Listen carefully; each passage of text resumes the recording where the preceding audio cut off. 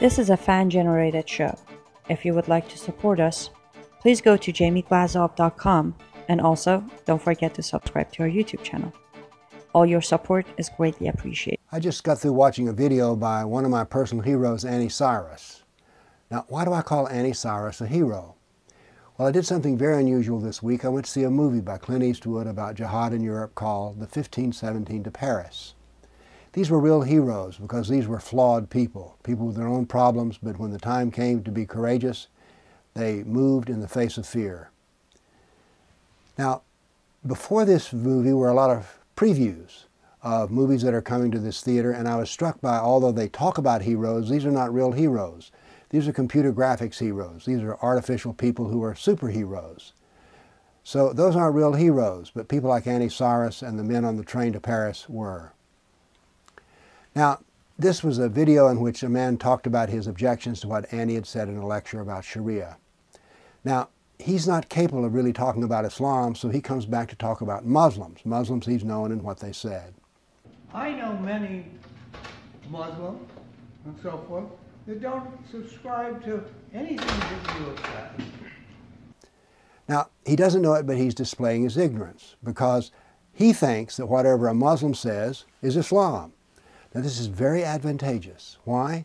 Because you can find a Muslim who will say what you want to hear, so you can say Islam is what you want it to be. But there's only one Muslim who counts. Listen to Muhammad, and this man knew nothing about Muhammad. He's also confused about cause and effect. Now, I'm a scientist and I love cause and effect, so let me address this problem. Islam creates Muslims. Muslims do not create Islam. So people start talking about Muslims when they don't know anything about the Quran, the Sirah, and the Hadith. Here's what's really strange, and Annie experiences this. When you quote Quran, Sirah, Hadith, they call you a hater. And I am terribly disturbed by what you said today. You know, it seems to me, you know, just a message of hate. Isn't that strange? I'm one of America's top Islamophobes. Why? Because I say what Islam says. I say what Muhammad said and did. Then he comes back to the standard argument. But it all depends on how you interpret it. Well, you know, once again, I don't want to take away your personal experiences, whatever they may have been, and they sound like very tragic. But quite frankly, you know, this is your interpretation. Well, let's take an interpretation moment.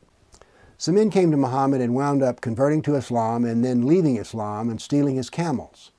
Muhammad had their hands and feet cut off, cauterized so they wouldn't bleed to death, put out their eyes with hot nails, then threw them in the sun on sharp rocks to die of starvation. Now, how do you interpret that? Well, here's one interpretation. Becoming an apostate can cause you to get killed, which is one of the reasons I say Annie Cyrus is a hero.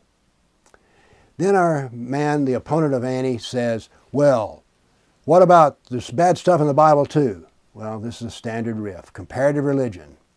In every religion, there's people who've had unfortunate experiences with whatever. There are people who can tell you terrible things about the Catholic Church or some Protestant church or even our own religion. Our own religion, there's a prayer every morning that says, thank God, men say, thank God for not having made me a woman. They don't know anything about Islam, so they talk about what they do know, which is a religion, usually either Judaism or Christianity. Now, I've had this happen in my lectures, and so what I tell them is, sir, this is a lecture on Islam.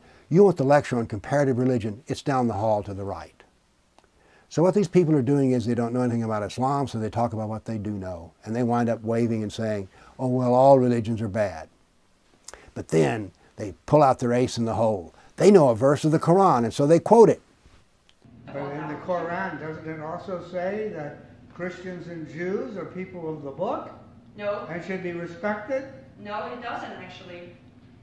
On the verses that came after those verses, it says Christian and Jews are not considered believers because they changed the rules of Allah. Now, this is truly the mark of ignorance because they don't understand that the Quran is a dualistic document. Muhammad preached the religion of peace for 13 years in Mecca and converted about 150 people. He then moved to Medina, where he became a politician and a jihadist. He committed some 95 acts of jihad, but when he died, he was a complete success and all the Arabs were Muslims. So, what do we learn from this? Islam is the religion of peace and the politics of jihad. But those contradict each other. Yes, that's the nature of dualism. Then he says, well, you think that Sharia will take over this country? Well, there's not a chance of that. As a lawyer, the idea that we're all going to be taken over by Sharia law, quite frankly, I find this absolutely absurd. Well, this man says, in another way, I don't know anything about Islamic history. Islam invaded what we call Turkey in 1453. It took centuries for Turkey to become completely Sharia compliant, but it happened. You see, there's a law of Islamic saturation. Once Islam enters a society, given enough time, centuries, it will become completely Islamic. Now, this man's arguments are so standard, and yet he thinks he's so intelligent and so original and virtuous. Now, here's the moral of the story. Don't talk about Muslims, talk about Islam. And you be brave enough to talk about Islam, even though you're going to be called a bigot, a hater, a racist, and an Islamophobe. You can be a hero too. Speak the truth. Please support the Glazoff Gang at jamieglazoff.com and make sure you're subscribed to this Glazoff Gang YouTube channel. Thank you.